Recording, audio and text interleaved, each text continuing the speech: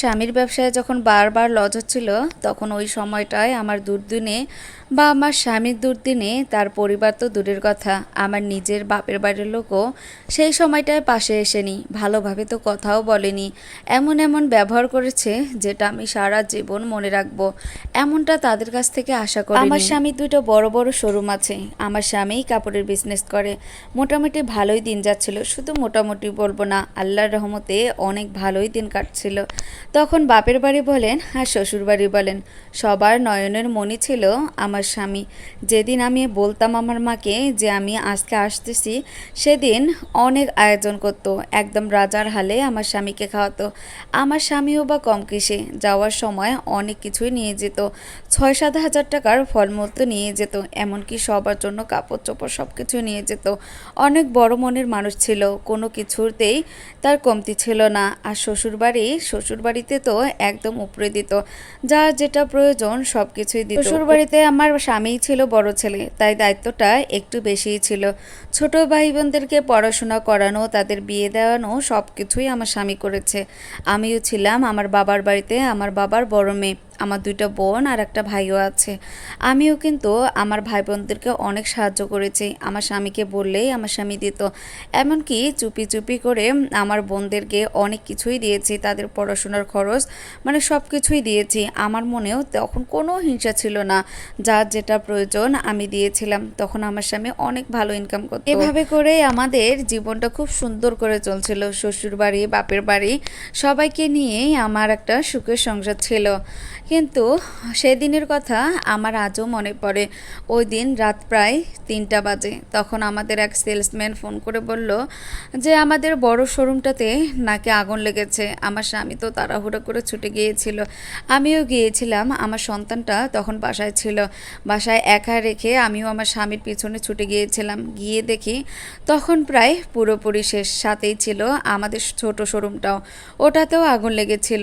প্রায় বেশিরভাগটাই পুড়ে গিয়েছিল, অল্প একটু বাকি ছিল, বেশি কাপড়ও বের করতে পারিনি। আমার স্বামীকে ওই দিন আমি যে কিভাবে সান্ত্বনা দিব, আমি নিজেই ভেঙে পড়েছিলাম, কারণ আমাদের সবটুকু ছিল সেইখানেই। আর ওই দিন আমার স্বামী শোরুম থেকে একটা টাকা পর্যন্ত নিয়ে আসেনি, তার আগেই বিকালে এসে শোরুম থেকে বের হয়েছিল।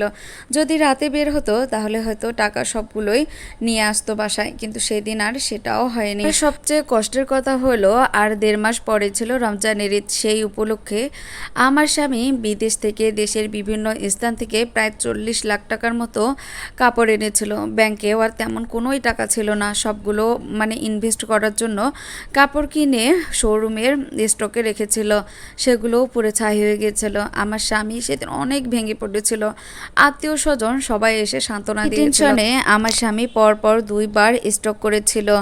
আমাদের পরিবারের অবস্থা তখন খুবই খারাপ ছিল। এদিকে কিন্তু দেবররা চাকরি করেছিল, তখন সাহায্যের হাত কেউ বাড়ায়নি। সান্ত্বনা দেওয়ার মতো অনেকেই ছিল, কিন্তু আমাদেরকে যে হেল্প করবে বা আমাদের পরিবারে একটু সাহায্য সহযোগিতা করবে, তখন কিন্তু কেউ করেনি, কেউ এগিয়ে আসেনি। এমনকি ফোন করে বলতো, ভালো মন্দ জিজ্ঞাসা করতো, যে আমরা খাচ্ছি কিনা সেটাও কেউ জিজ্ঞাসা করতো না। 1-2 মাস ভালোই খোঁজখবর নিয়েছিল, তারপর কারো আর কোনো খোঁজখবর নেই। আমরা যদি ফোন দিতাম তারা হয়তো ভয়ে থাকতো যে আমরা টাকার কথা বলবো কিনা, কিন্তু আমার স্বামীর আত্মসম্মানবোধ ছিল যে না খেয়ে থাকবো, তারপরেও টাকার জন্য কারো কাছে হাত পাতবো না। এরপর কতদিন আর এভাবে চলবে, সংসারটা টানাপোড়েনের মধ্যে ছিল। এদিকে ছেলের স্কুল, কি করব কিছুই বুঝতে পারতেছিলাম না। আমি আমার ভাইকে বললাম যে কিছু টাকা যদি দেয় তাহলে আবার ব্যবসাটা অল্প অল্প করে বড় করতে পারবো। দেবদেরকেও বলছিলাম, কিন্তু তখন কারো কাছেই টাকা ছিল না, টাকা ছিল কিন্তু দিবে না, এ বাবদ ও বাবদ এটা বলে বলেছিল যে আমাদের কাছে আর কোনো টাকা নেই। এদিকে শ্বশুর শাশুড়ি বলেন আর যা বলেন সবাইরে ব্যবহার ছিল অমায়িক, তারা চাইছিল আমাদেরকে আলাদা করে দেওয়ার জন্য। আগে একসাথেই ছিলাম, বাজার খরচ সব কিছু আমার স্বামীই করতো। আর তখন কিন্তু দেবররা সংসারে তেমন একটা টাকা দিত না, এখন আমার স্বামী দিতে পারে না বলে সবাই চাচ্ছে আমরা যেন আলাদা হয়ে যাই। আমাদের সাথে তারা এতটাই খারাপ ব্যবহার করতো, আমরাই বাধ্য হয়েছি আলাদা খাওয়ার জন্য। আগে আমার স্বামীকে তারা অনেক সম্মান করতো, আমার স্বামী বাসায় আসলে কে কী খাওয়াবে, কে কী দিবে, মানে অনেক কিছু করতো, অনেক সম্মান করতো। কিন্তু এখন কেউ ফিরেও তাকায় না, আমরা খাচ্ছি কি না কেউ একবারও দেখে না। আমি যদি আমার ভাই বোনদেরকেও ফোন দেই তারাও রিসিভ করে না, মানুষের কথাই বা কী বলবো। আমার স্বামীর কিছু ঋণ ছিল, যখন থাকে না তখন মানুষে এসে ঘাড়ের ওপর চাপে। বারবার বলছিলাম যে এত তারিখে দেবো, কিন্তু তারা কোনোভাবে মানছিল না। রাস্তাঘাটে যেখানে আমার স্বামীকে দেখে সেখানেই টাকা চাইতো, আমার স্বামীকে অসম্মান করতো। তাই আমি ভাবলাম আমার যে গহনাগুলো আছে সেগুলো বিক্রি করে আমার স্বামী সবগুলো ঋণ শোধ করে দিব। তো যেই কথা সেই কাজ, আমার গয়নাগুলো সবগুলো বিক্রি করে আমার স্বামীর যত ঋণ আছে সবগুলো আমি শোধ করে দিয়েছিলাম। এর মধ্যে শুনি আমার ছোট বোনটারও নাকি বিয়ে হয়ে গেছে। কত যত্ন করে বড় করেছিলাম বোনটাকে, তার বড় হওয়া পর্যন্ত বেশিরভাগ খরচ আমি দিয়েছিলাম। অথচ সেই বোনটার বিয়ে হয়ে গেল, আমাকে কেউ একবারের জন্য ফোনও করলো না। তারা হয়তো ভেবেছিল আমি কিছুই দিতে পারবো না। অথচ বিয়ের আগে আমি বলেছিলাম যে আমার বোনটার যখন বিয়ে হবে আমি তাকে একটা হার বানিয়ে দেব। তখন আমার মাও বলেছিল যে তোকে একটা হার দিতেই হবে। তখন আমার ছিল, আর যদি তখনকার মতো এখন আমার অবস্থা থাকতো হয়তো বোনটাকে দিতাম। তারা ভেবেছে এখন হয়তো আমি দিতে পারবো না, তার জন্য আমাকে বলেনি। আমার বোনের বিয়ে 6 মাস পর আমার ভাইয়েরও বিয়ে ঠিক হয়। বিয়ের আগের দিন আমার মা আমাকে ফোন করে বলেছিল কালকে তোর ভাইয়ের বিয়ে, চলে আসিস। আমার স্বামীকে তখন বলেনি। আমি যখন আমার স্বামীকে বলেছিলাম তো আমার স্বামী বলেছিল কই আমাকে তো একবারও ফোন করে বলেনি। আমি বলেছিলাম তোমাকে চেয়েছিল, কিন্তু তখন তুমি ছিলে না, অন্য কাজে ব্যস্ত ছিলে, তার জন্য তোমাকে বলেনি। আমাকে তো বলেছে। অনেক কিছু বুঝিয়ে স্বামীকে রাজি করেছিলাম একবারের জন্য, কিন্তু আমার ভাই বোন মা কেউ বলেনি আমার স্বামীকে নিয়ে যেতে, বা আমার স্বামীর সাথে কেউ একবারের জন্য কথাও বলতে চায়নি। আমি মিথ্যা কথা বলেছিলাম। আমার স্বামী তারপরেও যেতে চাইছিল না, কিন্তু আমার চোখের পানি দেখে আমার স্বামী রাজি হয়েছিল। পরের দিন সকালে বাবার বাড়িতে যাব। রাতে যেন ঘুমিয়ে হচ্ছিল না যে কতক্ষণ সকাল হবে আর আমি আমার বাবার বাড়িতে যাব। তারা যতই খারাপ ব্যবহার করুক, তারা তো আমার মা ভাই বোন সবাই। বাবার বাড়ি যাওয়ার আনন্দ শুধুমাত্র একটা বিবাহিত মেয়েই বুঝবে। সকালে তাড়াতাড়ি করে উঠে রেডি হয়ে স্বামী সন্তানকে নিয়ে বাবার বাড়ির উদ্দেশ্যে বের হলাম। যাওয়ার সময় কিছু ফলমূলও নিয়েছিলাম, অত কিছু আর আগের মতো নিতে পারিনি। 2 কেজি আপেল আর 1 কেজি আঙুর নিয়ে গিয়েছিলাম, আর 1 কেজি মিষ্টিও নিয়েছিলাম। গেলাম, যাওয়ার পর আমার বোনদের অবস্থা দেখার মতো। মুখ একদম কালো করে রেখেছিল, আমাদের সাথে কথাও বলছিল না।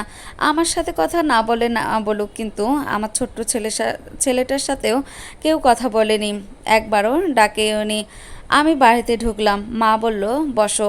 নাস্তা তো দূরের কথা, আমার স্বামীকে বাইরে একটা চেয়ার দিয়ে বসলো যে এইখানে বসেন। বাড়িতে অনেক কাজ, তাই আমার মা আমার স্বামীকে দিয়ে অনেক কাজ করিয়ে নিয়েছিল, যেটা বাড়ির ছেলে পর্যন্ত করে না। চোখের সামনে দেখেছি, তারপরেও কিছু বলিনি, মুখ বুজে সহ্য করেছিলাম। বারবার স্বামীকে গিয়ে বলেছিলাম চলো বাড়িতে যাব। আমার স্বামীও বলল যে না, এগুলো তো ভালো কাজ, আমি আনন্দের সাথে করতেছি, তুমি যাও খাওয়া দাওয়া করে তারপর যাব। ওইদিকে বোনদের স্বামী আসতেছে, কত সুন্দর করে তাদেরকে আপ্যায়ন করা হচ্ছে, কিন্তু আমার স্বামীর দিকে কেউ ফিরেও তাকালো না। দুপুরও হয়ে গেল, সবাইকে খাওয়ার জন্য ডাকতেছে, কিন্তু আমাকে কেউ ডাকলো না, আমার স্বামীকেও কেউ ডাকলো না। আমার স্বামীকে কাজে লাগানো হলো কার কী প্রয়োজন, কোথায় পানি লাগবে সেটা দেখার জন্য। খুব কষ্ট হচ্ছিল, আর সহ্য করতে পারতেছিলাম না। একটা ঘরে গিয়ে একদম মন খুলে কাঁদতেছিলাম। সবাই এদিকে বিয়ে নিয়ে ব্যস্ত। সবাইরে খাওয়া শেষ করে আমাদেরকে ডাকলো, তাও আবার ডেকোরেশনে না। একটা ঘরে আমাদেরকে খাওয়া দেওয়া হলো, অনেক আইটেম করা হয়েছিল, কিন্তু আমাদেরকে দেওয়া হলো শুধু ভাত মাংস আর ডাল। বাকি রোস্ট, মাছ ফ্রাই, ডিম সব কিছুই ছিল, আমাদেরকে কেউ দিল না। এমনকি আমার ছেলেটাকে পর্যন্ত কেউ দেয়নি।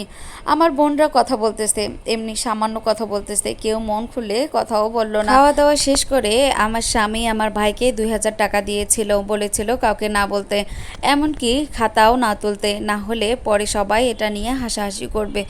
তো আমার ভাই তখনই সবাইকে গিয়ে বলল, আমার বোনকে আমার মাকে সবাইকে জানালো যে 2000 টাকা দিয়েছে। সবাই এটা নিয়ে হাসাহাসি করলো যে যা, ওর টাকা ওকে ফেরত দিয়ে দে, টাকা লাগবে না, এমনি আসছে খেয়ে যাক। তো এটা শুনে আর ওইখানে স্থির থাকতে পারলাম না, আমি আমার স্বামীকে নিয়ে চলে আসলাম। মনে মনে সেদিন ভেবেছিলাম আর জীবনে কারো বাড়িতে যাব না।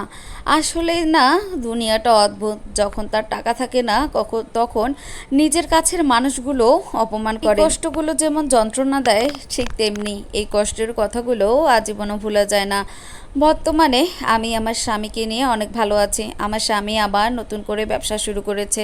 মোটামুটি ভালোই দিন যাচ্ছে। সবাই দোয়া করবেন।